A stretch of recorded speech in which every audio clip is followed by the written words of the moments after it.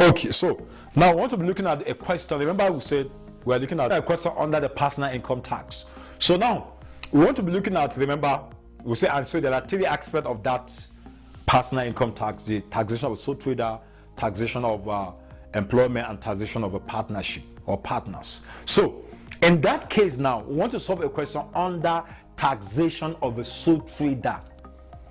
How do you differentiate the taxation, a question under taxation? Oh, of course, all of them has the same, almost the same, solution, all that. But note that the year of assessment for a sole trader is based on preceding year, even though it's a taxation of a sole trader. But remember, because we are looking at now the business he's operating. So now look at this question. So this question is actually, how do you differentiate that of a sole trader, or that of employment income, or that of partnership? Of course, partnership, that one is clear. When you see two or more people there, you know this is a partnership. So, okay, look at this question. This question said, Mr. James, Opobo was born on first of August 12, 1949 in Kaduna. He attended a community primary school, Kaduna, and graduated from the University of Ibadan in 1974. He was employed as a state engineer of XYZ in Jos and spent 20 years working for this company. On his retirement in 1995, he sought an advice of his friend on a profitable venture in Nigeria, and thereafter he decided to register James Apabio Enterprise, which is into buying and distribution of building materials. So which means this is a sole trader business. Yeah, it's a sole trader, it's a one-man business. Yeah, it's a one-man, so that's a business name we call it, it's a one-man business. So they say he commenced business on June 4, 1996, making up his account 31st of December every year. The statement of profit or loss of James Apabio, remember this is sole trader, it's a sole trader. Please know that this is not really a company per se. It's a business, it's a one-man business. This one, it's not really, a company. So, because it's, they say there's neither limited or a PLC. So it's an enterprise. His name, his name. That's what they say. Remember, single entity. Under one of the concept of accounting, single entity. So that is that. So in that case now, they now said he commenced business. Okay, they say the statement of profit or loss of James Apabio Enterprise for the year 31st of December 2007 is as follows. Of course, that's after 1 year he has started this thing. They recommend business. So in that case, they give us the income is there, revenue and all that, cost of sales, gross profit, other income are there. They give us some administrative expenses, staff salary is there, printing and stationery, postage, telephone, electricity, rent, donation, repairs and maintenance, defalcation and embezzlement, VAT and equipment, entertainment, allowance for doubtful debt. All the expenses are there. Then of course, additional information is given. They say you are provided with the following additional information. Abi, they say number one, income comprise. They say reversal of allowance for doubtful debt earlier disallowed is, they say 674,900. Sale of scrap is 125,100. Okay. Then during the year, that's number two, he received a gross income of 220,000. Then number three, donation was made to XYZ political party. Okay. Capital allowance of 48,000 was agreed with the relevant tax authority. Number five, an accounting clerk in the organization was involved in defalcation embezzlement. Defalcation embezzlement. Okay. Okay. Number six, Mr. James Apabo has a life assurance policy on his life for which he pays annual premium of 600,000. Number seven, Mr. James Apabio has 4 children and maintains his aged parent. Number seven, Mr. James Apabio makes the following contribution per annum to National Housing Fund and also National Health Insurance Scheme. Require compute the income tax payable by, remember here it's not the company. Remember, it's not the company. Compute, that's what the person, compute the income tax payable by James Apabo for the relevant assessment year. Because tax authority under sole trader, they seize his enterprise. Okay, so now I want to look at the solution now to this question. Yeah, remember the question says compute the income tax payable by James Apabo. So which means that's a personal income tax by the individual. So which means we want to look at now how much would the individual, remember here, we don't focus on the business per se. We look at the individual because the individual owns the business. So that's what they say, complete the income tax payable by James Opobo. So James Opobo is a sole trader of that. So in this case, okay, in this case now, we have to go, the first thing here, of course, we have the question. We have Mr. James. We have Mr. James Opobo. Mr. James Opobo. We have computation of personal income, tax liability. Tax liability. Remember, this business, the financial report given to us for this year, the year is actually 2017. And remember, we say here under sole trader, the basis, the year of assessment is going to be on the preceding year. Yeah, for this one, it's going to be on preceding year. Why? Because this has to do with the business. So in this case, we are going to say for 2018, tax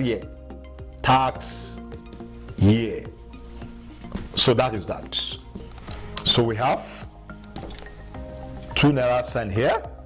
Of course, when you say a question like this, the first thing, of course, remember the financial statement of this business, James Opobo Enterprise, is given to us. So, which means any profit that this Opobo generates is actually for him. Because we don't assess the business. So in that case now, we will now want to look at now since the financial report given to us now, if you look at the question very well, already our net profit, if net profit is given to you, of course, you have to go and say the first is go and identify the net profit because of that particular business. And the net profit is here, 8,787,600. That's the first thing. You have to go and identify the net profit, as per account. Call it as per account. Then we have to go and add disallowable expenses. You have to go and add disallowable expenses. So, and how do you determine? Remember, I have given you all the allowable and also all the disallowable expenses or non-allowable expenses. So now, of course, if you go to the statement of under the profit or loss account given to us, under administrative expenses, discover that salary and wages is an allowable expense, except maybe under additional information, you are given an information that is not allowable under that salaries and wages. Otherwise, and if you check the first additional information, second one, third one, fourth one, there's no any information concerning salaries and wages. So which means we are going to ignore that salary and wages. So then, if you go to the next item, printing and stationery, no any additional information towards it.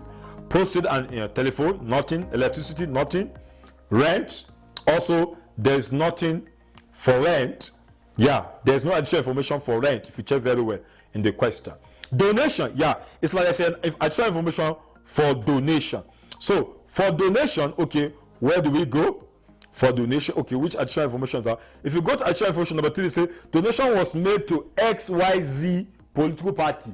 Political party, donation to political party actually is not approved by joint tax board. So which means tax authority are not going to allow donation to the political party. So donation to XYZ, political party.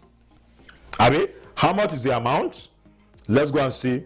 How much is the amount? The amount is 50,000 naira. Yeah, that's the amount. The amount is the 50,000, because now the reason is because that donation they made under the profit or loss account is actually donation to political party, so which means it's not going to be allowed by tax authority. So that is that. Then if you check very well again, they now say repairs and maintenance also is an allowable expense, so which means we are going to ignore that, except maybe you are repairing a new asset you just acquire. That is when the tax authority will not allow that. Then defalcation and embezzlement. Okay, what did they say about defalcation? they said an accounting clerk in the organization was involved in defalcation and embezzlement. And how much is the value for the defalcation and embezzlement? The value for defalcation and embezzlement, okay, let's see. This accounting organization was involved in defalcation and embezzlement. So which means that amount will not be allowed. Defalcation and embezzlement. Of how much?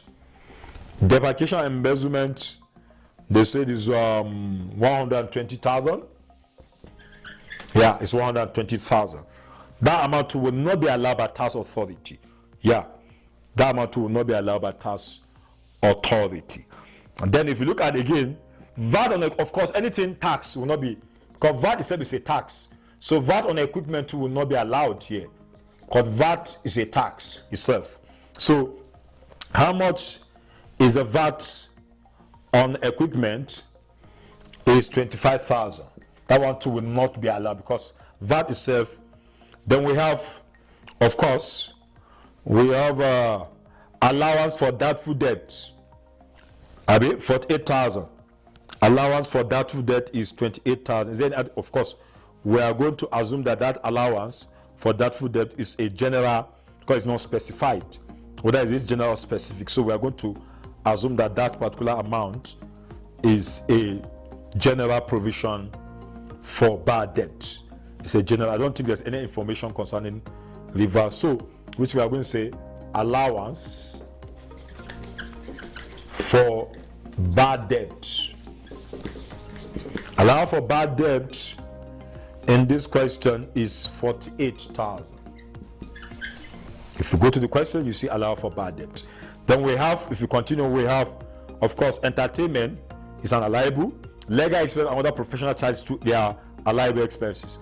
Audit fees and allowable expenses. Bank charges and commission allowable expenses. Then depreciation is not allowed. Also remember, depreciation rather is capital allowance that is allowed. So we have 82. We have 82,100 as our depreciation. So these are the expenses that are not going to be allowed by tax authority. So we are going to say 50,000. 50,000 plus 120,000 plus 25,000 plus 48,000 plus 82,100. You have 325,100. Then, of course, if we add it with this plus 8,787,600, you get 9,112,700. So we want to go and remove now non-taxable income. Non-taxable income, if there is non-taxable income, if there is in the question. So our non-taxable income, if you look at the question very well, if you check the first additional information, they said income comprised, they say reversal allowance for doubtful debt earlier disallowed. If you go to, of course, if you go to under the income side, discover that income, they say other income, the other income is 800,000. But that's tell us that inside that 800,000 there is a reversal of our allowance for doubtful debt that was earlier disallowed. Yeah. So which means that particular income will not be allowed. Scrap sale is going to be allowed, of course. 125, 100 is going to be, it's an allowable, but allowable income, taxable income. But that 674,900 is going to be non-taxable income. That, remember, that income was allowed, but later we reverse it. So which means that income. So we are going to say the reversal of allowance for doubtful debt. Reversal of allowance for bad debt, but previously disallowed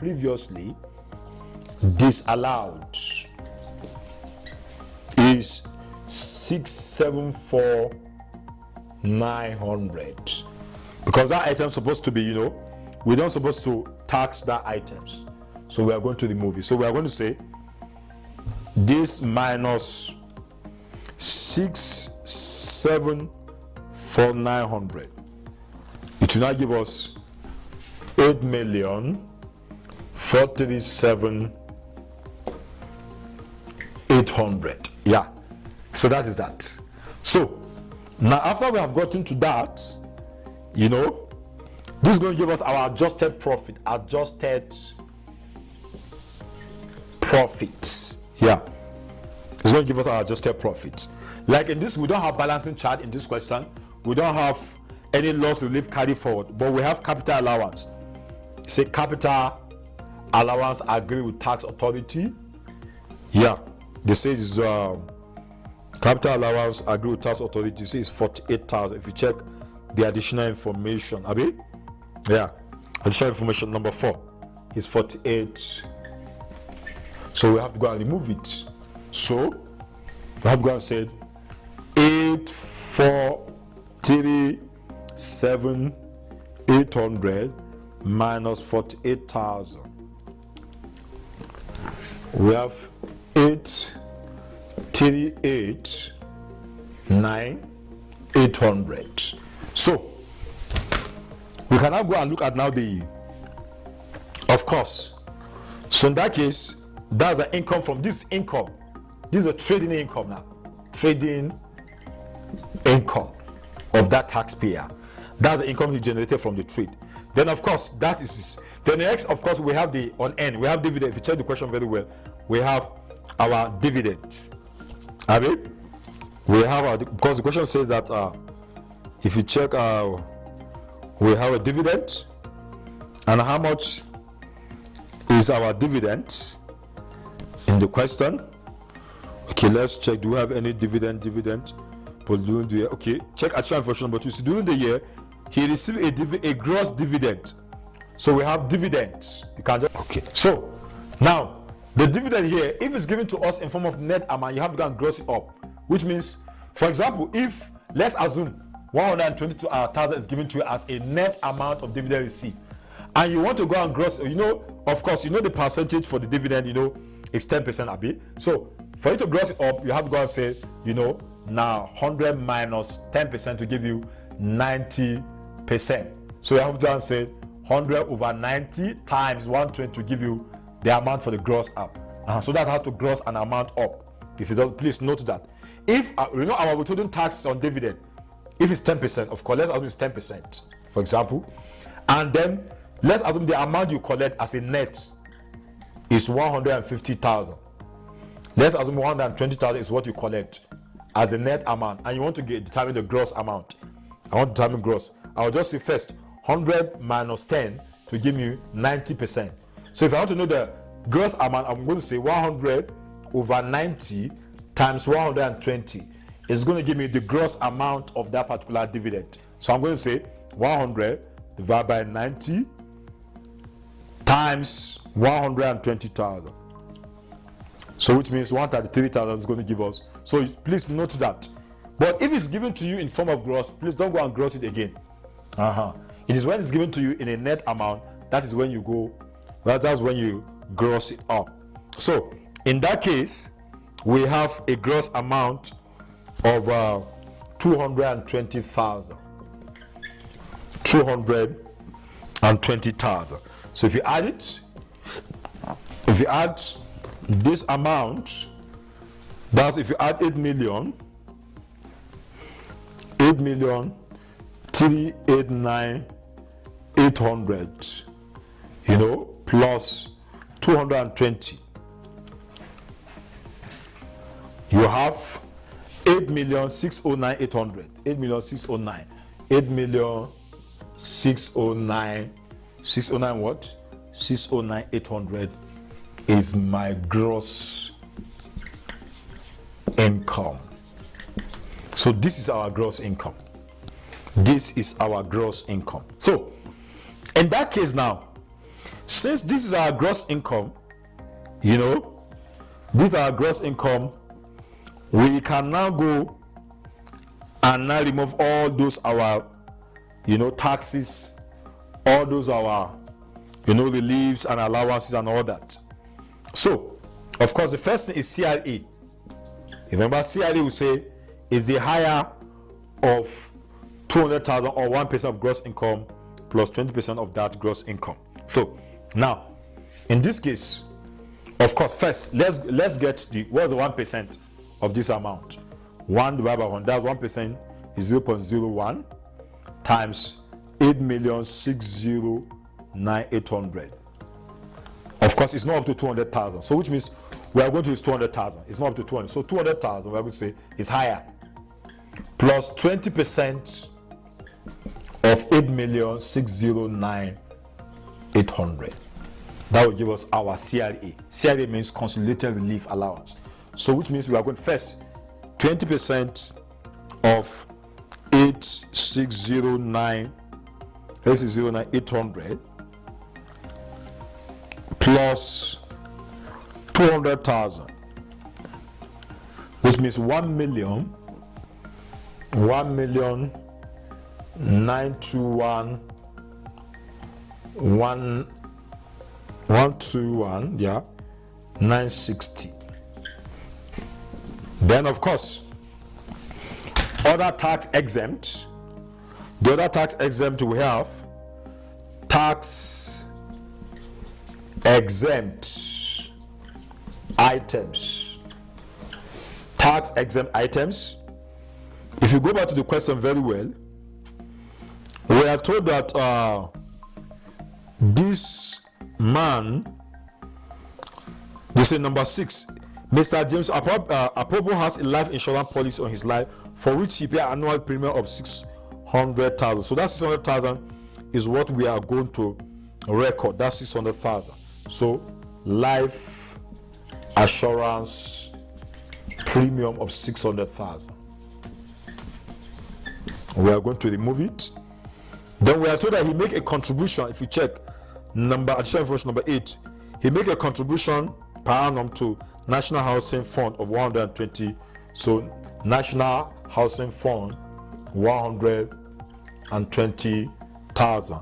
And at the same time, he also contributed to NHIS of 48,000 naira, NHIS of 48,000 naira.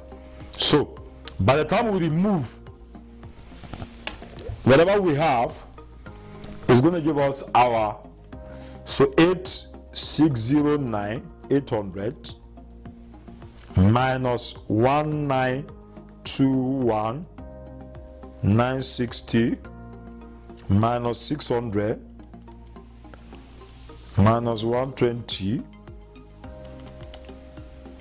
minus 48.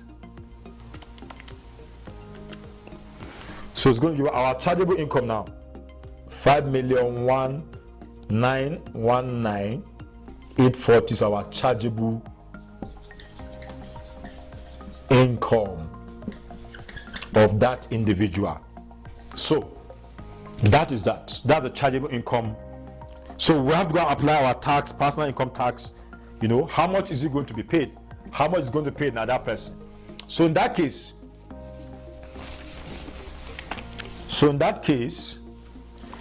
we have to go and then of course apply our tax table. You should know, in the tax table, you know, apply our tax table.